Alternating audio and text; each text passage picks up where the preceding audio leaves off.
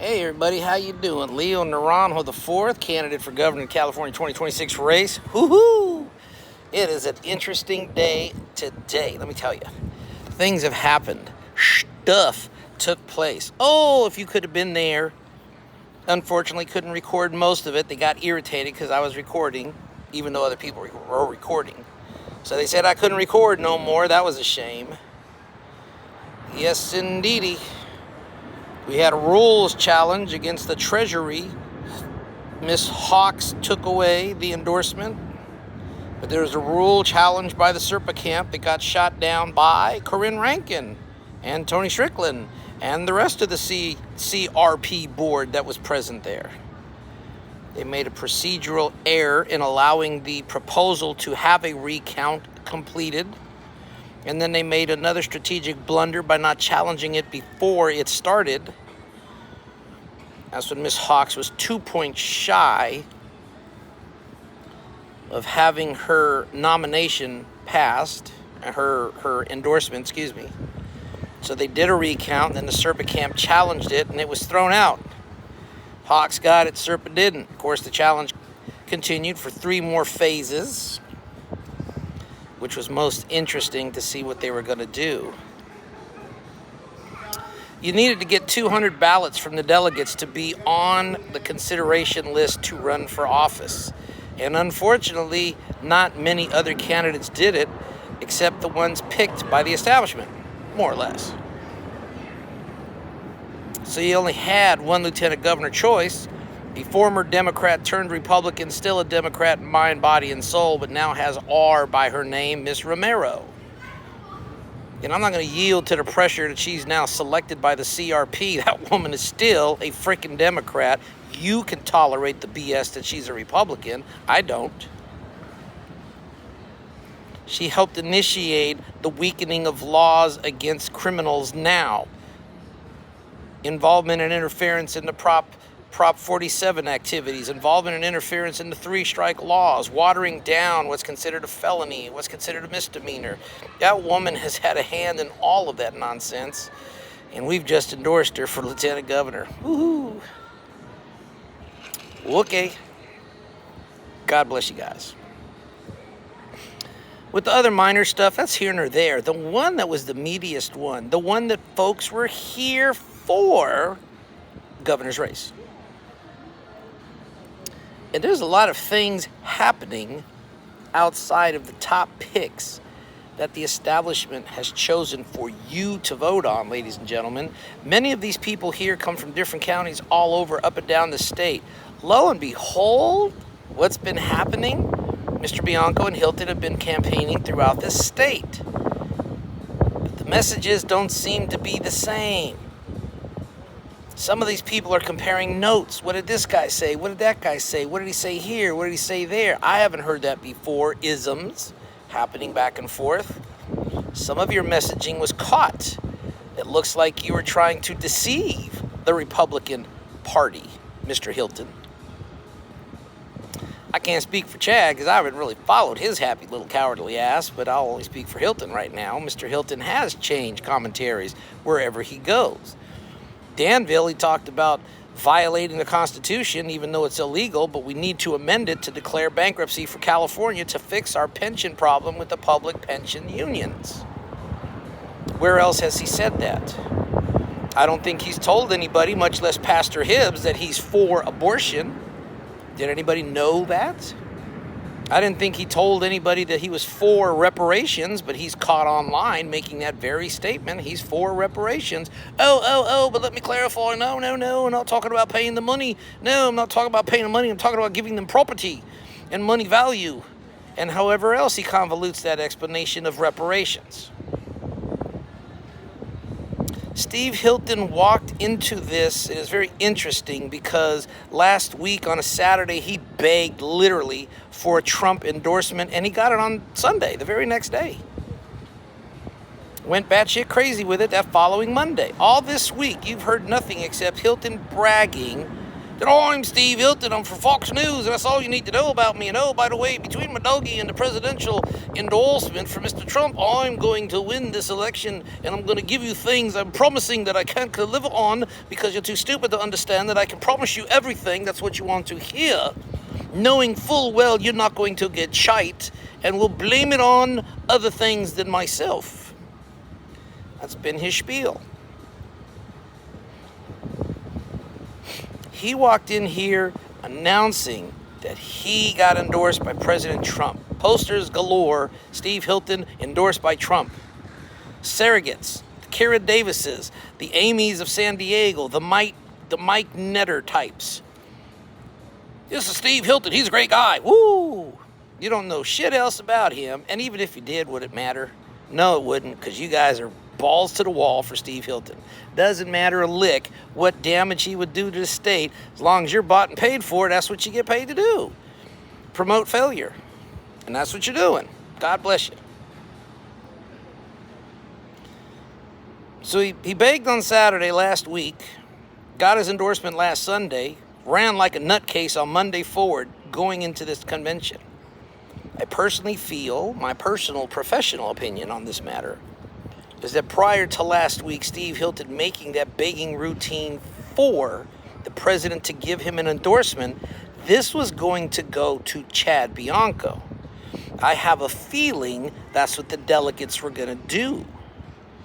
Maneuver proxies, maneuver people who weren't here to give up votes so they could vote who they wanted, not what you and I need, what they wanted. Proxy voting process is a bunch of bullshit in the Republican Party, but we cling to it like a life raft in the ocean. 1,511 delegates were listed, but only 1,129 were here to vote. What happened to the other near 400 people? Got a ballot discrepancy. Oh my God, are we going to have Chad seize the machines? There's some talk inside here that 70 of these little push button items didn't work. That's minor, that's technical glitches. So what?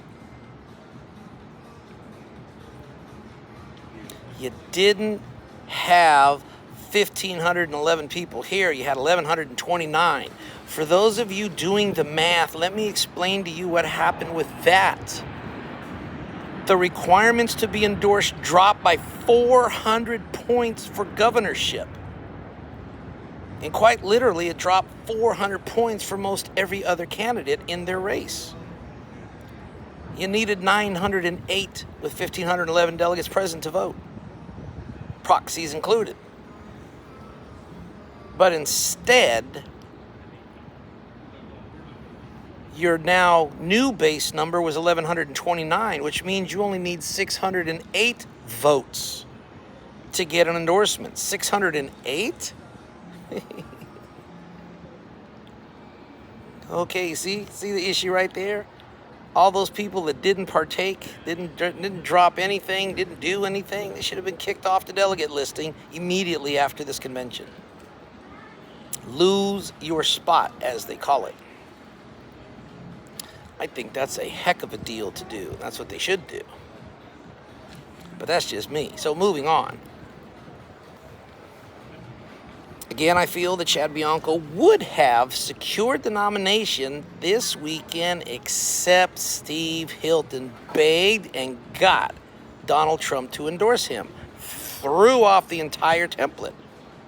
Short-sighted people only look at that as, well, they endorsed Trump. But far-sighted people look at this as a problem. If you want to endorse the Trumpian pick, which was Hilton, to me, you would lose 25%, if not more, maybe less, of your MAGA base, who will not want another foreigner akin to Schwarzenegger being in charge of our party in the state of California, were they to win. Don't believe it's going to happen.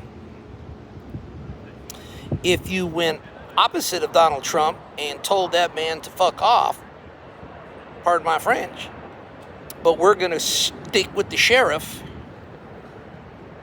because that's what you would have been saying. If you'd have voted and endorsed Bianco, you would have been telling Trump, F off. and gone his way, you open a plethora of Pandora's box problems for California at the RNC level. And more than likely, you've now galvanized the Democrats to destroy that man in the general, so that everybody is aware that even if the Republicans fielded a law enforcement officer, the demos are still going to destroy him at the ballot box. So that nobody else would ever have a thought of trying to run. Oh, and believe me, I believe the CRP would be happy as hell if that was the case. Locked in the third position for another couple of generations, it would bother them a bit.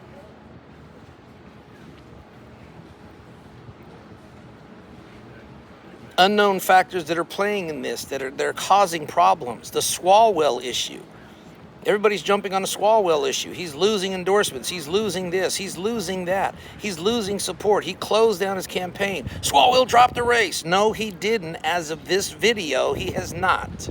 He's being pressured to, but Eric Swalwell has come out and told the world F off. He's fighting the charges because they're untrue. And many people here, even the illustrious sheriff, God bless his little black heart, are crucifying the man because of what has been said. A lot of interviews, a lot of statements, a little bit of social media, sprinkle in the combination. Oh my God, this guy is crap. Let's get rid of him. Poop, off we go.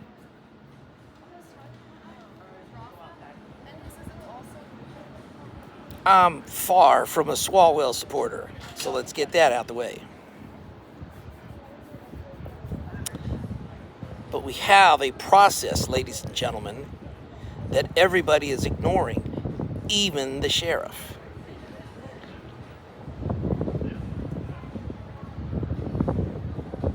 You are innocent until proven guilty in a court of law. Has that changed? Is this now what we're becoming? Somebody drags out something a few years ago, 20 years ago, 50 years ago, slams it up on social media, makes a lot of statements, gets you politically embarrassed. Your life is over with because you've been found guilty after being tried and sentenced. People are laughing at this like it's a great thing to do. Keep laughing, because the problem is, should it ever happen to you, it won't be that freaking funny. And when you try and fight back, guess what? Well, you've already let the process go so far. This is the new process. Trial by jury will no longer be acceptable. Trial by social media will be the norm.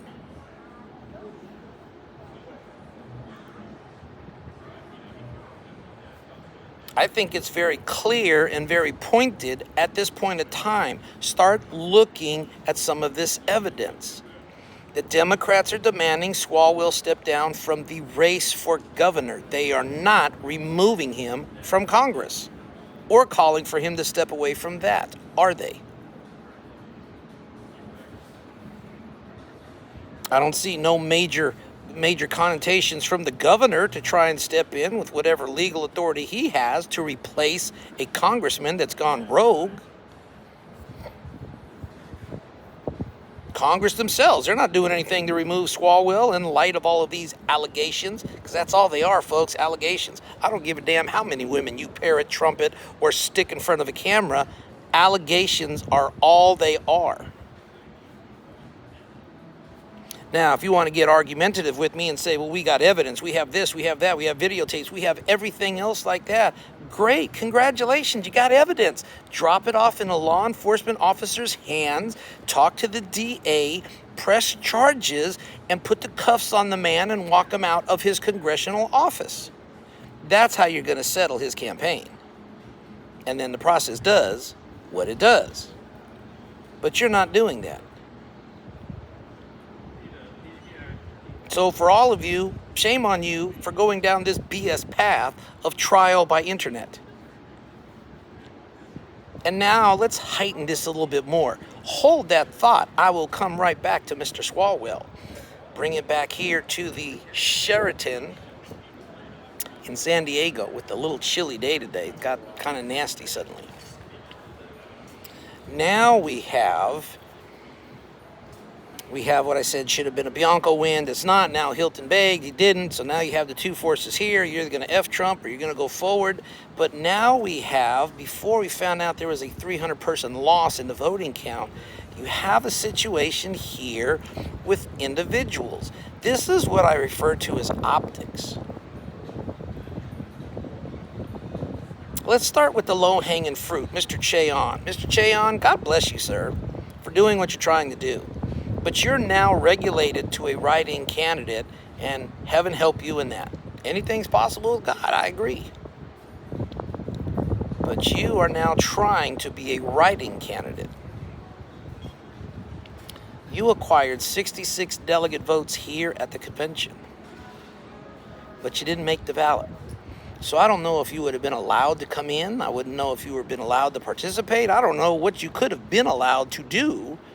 You're still a Republican, so I imagine they had to let you come in. But you had 66 votes. You could have moved the button a little bit. And since we had a problem with the count, that could have been influential. Let's keep that in mind. Each candidate roughly had about 440 votes. Cheon had 66. You only needed 608 to secure a nomination. Poof! That puts you up to almost 500.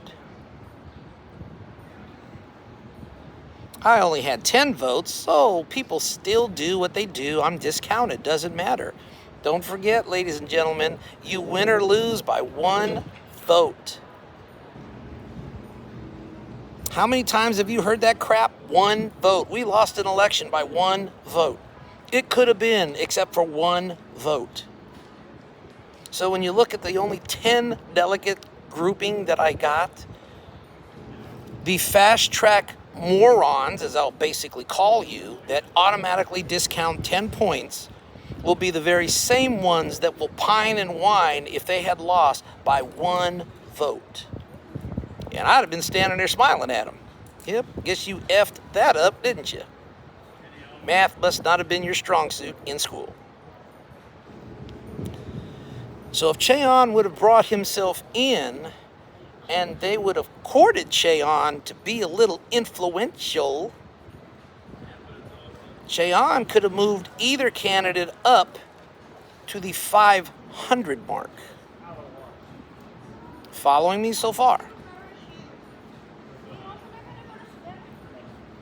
Now you include Leo Zacky, my counterpart Leo, the other Leo in the race, the one who's not as good looking as me. Suck it up, dude. This is my video. You make your own if you got a different opinion. Leo Zacky commanded 104 delegate votes.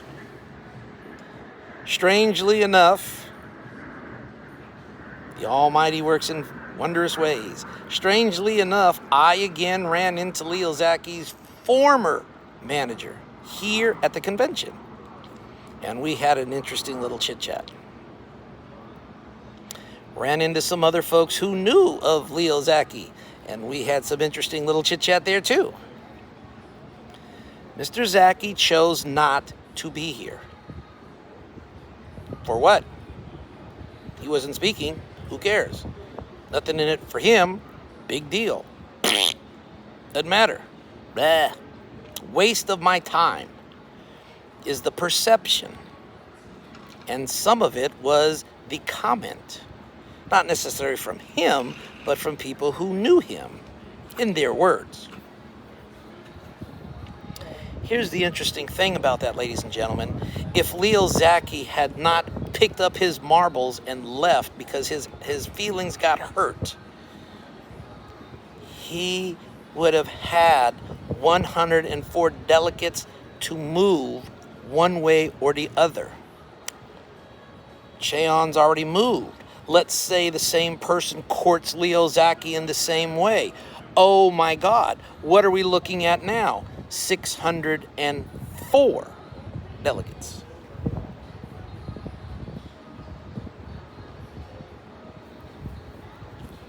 But it takes 608 to get it.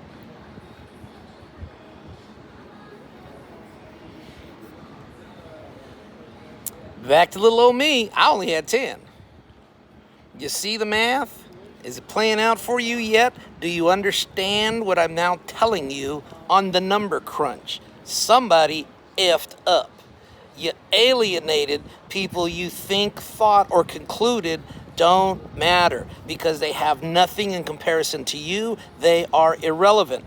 When you do that, you're looking at the voter. I guarantee you, I assure you, you're giving that same feeling to the people that you're looking to get votes from. They don't matter to you because they're not rich or influential or as powerful as you, so they're discounted. You just want them for a vote and then they can kick rocks.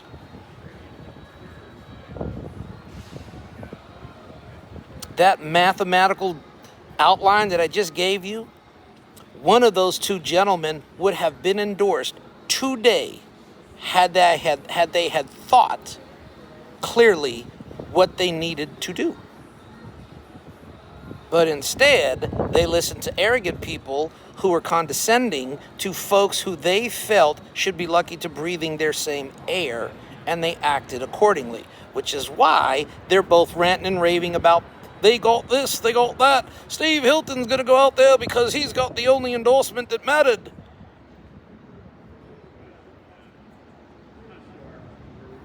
You just pissed on every delegate here, Steve. The only endorsement that mattered was what? Trump's? So you didn't get the one here because you got the only one that matters, which was Trump's endorsement? Why did you bother to come here, Steve? Why did you bother to go through this process? You lied to these people. You didn't get the trophy, so it doesn't matter. The only one that matters is the one you got from Trump. You're a bigger fool than I thought.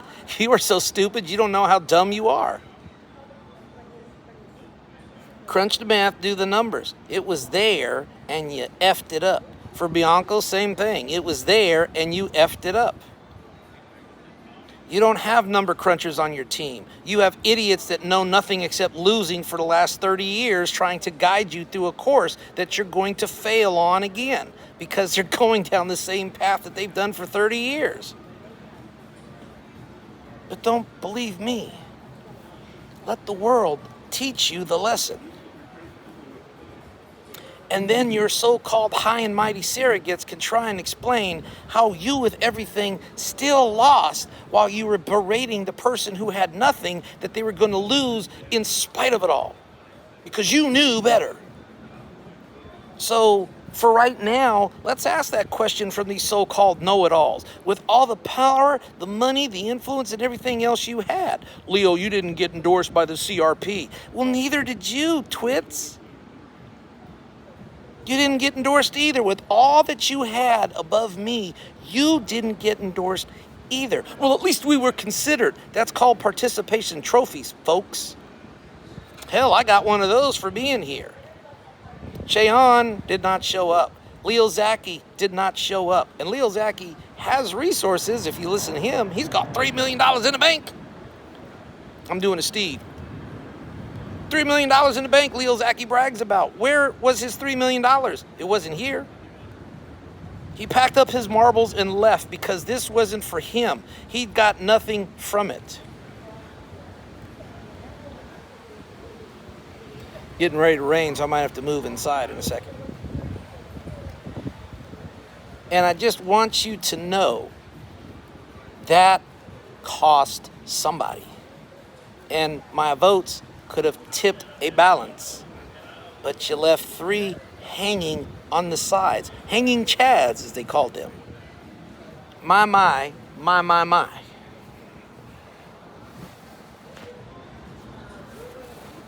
There you go. Try and protect a little bit from the water.